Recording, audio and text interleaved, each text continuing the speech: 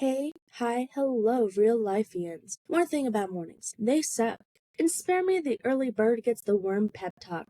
The worm was early too. That's how he ended up as breakfast. Anyway, I hate mornings. Morning breath, brain fog, and the existential dread of having to be a functioning human before 8 a.m. Hard pass. The routine.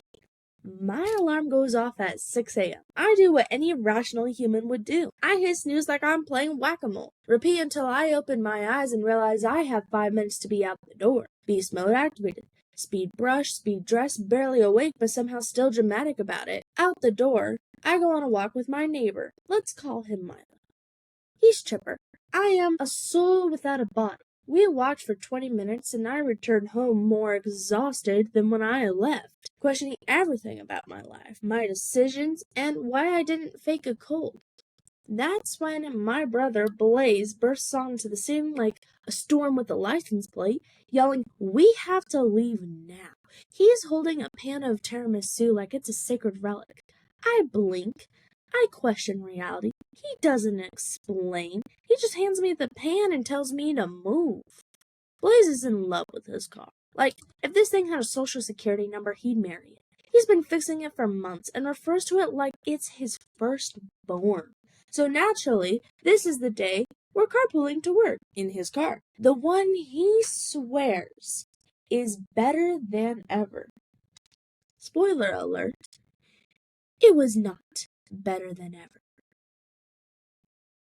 About 10 minutes into the drive, the car starts making ominous thump-thump noises. We exchange that sibling look that says we're both panicking but pretending not to, and then at the intersection, the car just gives up. Dead. We're stranded in a turn lane, traffic blaring like we personally wanted to ruin everyone's commute, and somehow we coax it back to life.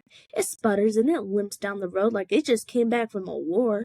It's making noises no machine should, groans, clunks, and the occasional death rattle. And then smoke. Not cute little, "oops, it's chilly out" steam. Real smoke. Angry smoke. Evacuate the area smoke.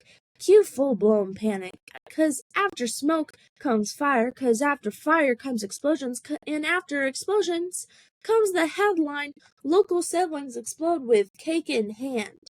We turn down this sketchy road by the railroad tracks, not because it feels like a good idea, but because the car has decided it's time for an impromptu spa day and overheating. We limp into a random parking lot, and the second we stop, I launch out of the car like it's about to spontaneously combust. I grab the tiramisu pan and back away slowly, clutching it like it's the last lifeboat on the Titanic. You know, priorities. Here's the kicker. We're 30 minutes from home, 30 minutes from work. Not 10, not 5, 30. The worst case scenario playground. This car has officially entered its flop era.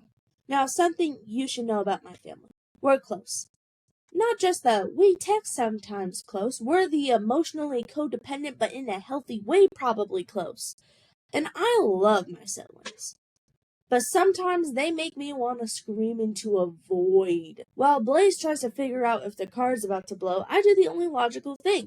I call Dad because moms are emotional support, but dads are pickup trucks and duct tape. And just like that, our hero is on the way. While we wait, we realize we're in a lot with a giant tow warning sign. And Blaze is now spiraling over the possibility that his beloved might be impounded. He yanks his smoking snapped bell out of the engine like it's forensic evidence from a CSI episode and holds it up for me like I'm supposed to know what it means. I mean, I blink, I nod, I pretend I too have seen the dashboard of death.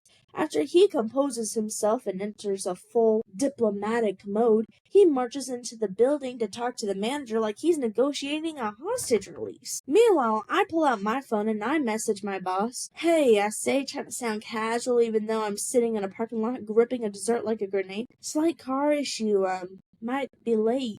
My boss, bless their soul, says, "Take the day if you need it. Angels walk among us." Anyway, Blaze comes back out looking like he gave a TED Talk on vehicular suffering. The manager says we're good, he says.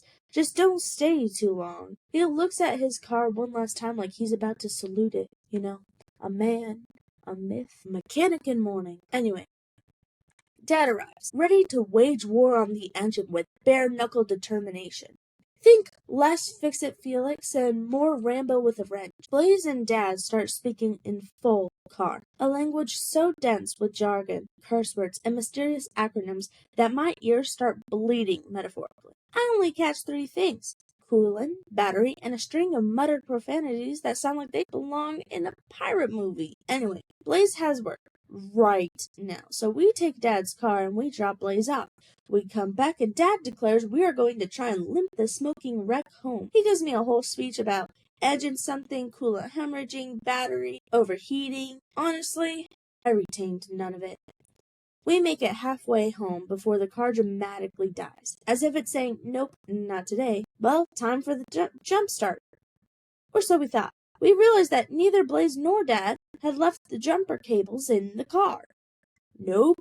They're back in the garage because Blaze took them out while, quote-unquote, helping a friend, which is the mechanic code for I borrowed them and forgot to bring them back. So we embark on a second epic journey home for the cables. At this point, Dad sighs and asks, should we just tow it?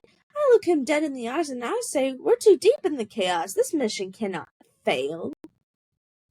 Anyway, cables in hand, caffeine coursing through our veins, we climb back in the car, juice it up like it's hooked to life support, and finally limp it home like a battle-scarred war veteran. Dad collapses in the shower as if he just survived a round with an engine demon. I throw on work clothes in 10 minutes flat and somehow make it on time. Miracles do happen. Now, back to the tiramisu. The night before, Blaze made a sacred promise to his coworkers. Give him your family dessert recipes, and he'll make them homemade tiramisu. Naturally, he stayed up until 1 a.m., crafting this pan of espresso-soaked glory. It was an act of love, or desperation, or Red Bull hallucination, probably all 3. Anyway, fast forward to the next morning, I stumble into work running entirely on chaos and spite, clinging onto one singular hope. A slice of that blessed tiramisu. And I even convinced my boss to tag along on a dessert pilgrimage after our last client. And this man, this bold individual, he looks me dead in the eyes and says, you want tiramisu? Give me your friend's phone number. Though this story is for another day, it is very much debated sibling argument at this point. I was like, excuse me? Let the record show. I gave him $6 for a book he hasn't read. I helped him resurrect his dying vehicle like an auto shop necromancer. And I even worked with a client he sent me. And now he's gatekeeping dessert? I do what all older siblings know how to do. I channel the face. You know, the one, the don't test me face. My version is Joey from Friends when someone touches his food. Except I am Joey, and the slice of tiramisu is rightfully mine. I stare him down like it's the final round of a Western standoff. The tension is palpable, but he blinks first. He tells me to go down the hall to the break room, but I end up getting lost within 10 seconds. And out of nowhere, one of his coworkers, an absolute legend, a saint, a dessert guardian, slips me into the break room and hands me a plate. Mission accomplished. Cake secured. Brother emotionally checkmated. Honestly, his coworkers are gems. They deserve medals, or raises, or their own bakery. Because real life is messy, but cake is sacred. P.S. If you made it this far, reward yourself with a slice of something sweet. Bonus points if it's dramatic and has layers. Maybe even take a nap. You earned it. Got dessert recommendations? What's your wildest sibling disaster? Send them my way. I live for both. If you want to fuel the chaos and my caffeine addiction, you can tip your friendly neighborhood blogger, podcaster, and cake queen at Cash App. $real life blog. It's like tipping your barista, but instead of latte art, you get my dramatic sibling sage and my unfiltered inner monologue in blog form. Thanks for keeping the chaos alive, one sip at a time.